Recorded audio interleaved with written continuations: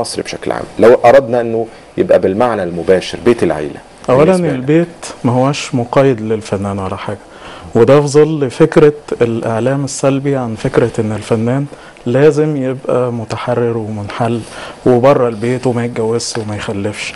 في تاريخ الفن الفنانين العظماء الكبار تلاقيهم مستقرين عاطفيا، ليهم بيوت، تمام، فنانين كبار جدا، أسامي في مصر وفي العالم لازم يكون مستقر عاطفيا، لازم يكون بيحب بيته حياته ويعبر عنها. يعني في تاريخ الفن في فيرمير، في عندنا بيكار، في أحمد صبري، وفي فان جوخ اللي قطع ودانه ما كانش متجوز وكانت حياته غريبة جدا يعني. بس مع الفكرة في ده ان الاعلام عندنا بيصور للشباب اللي طالع ان الفنان ده لازم شعره يبقى منكوش وعايش حياة عربدة. لا، الفنان ده المفروض انت ما تشوفش الفنان في شكله، انت تشوفه في لوحته، تتفرج على اللوحة بتاعته، مالكش دعوه بقى شكله يعني هل بيت العيلة او البيت الخاص بيك بأسرتك ده الجو الجميل اللي ممكن انت يعني تخرج من مشاكل العالم كله الى هذا البيت وهذه الحدود؟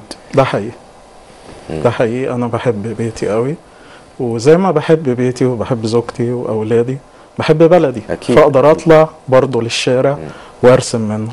هل الوقت بتقدر تقسم وقتك وتوزع وقتك؟ لانه دي مشكله كبيره الوقت عند عدد كبير.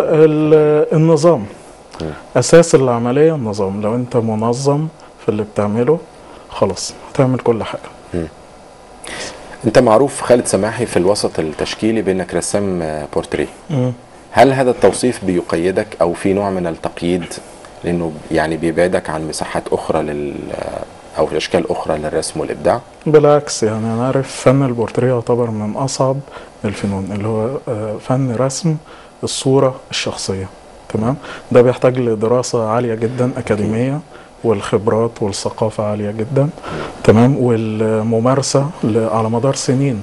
يعني انا بقالي مثلا حوالي 25 سنه برسم باحتراف، وبالتالي كل ما بتعدي السنين كل ما بيبقى فيه خبره اكتر. لكن اكيد بيبقى فيه يعني اشكال اخرى للرسم بعيدا عن البورتريه.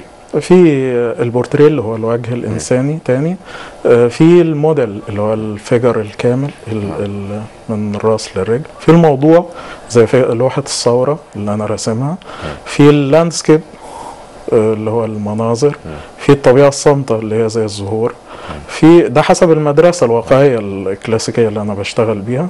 في مدارس تانية. انت اديت لكل الاشكال دي، رسمت يعني عملت معارض مختلفه في المجال ده، بس برجع والف وبيبقى حبي الاول والاخير هو الطبيعه.